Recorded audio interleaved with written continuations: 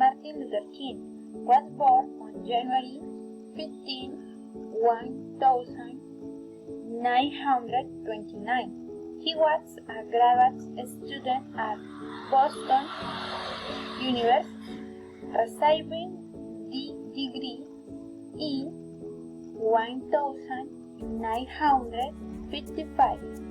King was by this time a member of the Scrutiny Committee of the National Association for the Advancement of Colored People.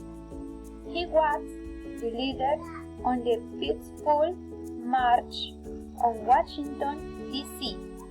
of 250,000 people, to whom he delivered his address. I had a dream.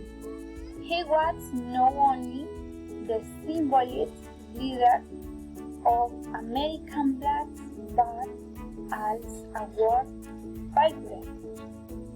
At the age of 35, Martin Luther King was the youngest man to receive the Nobel Peace Prize.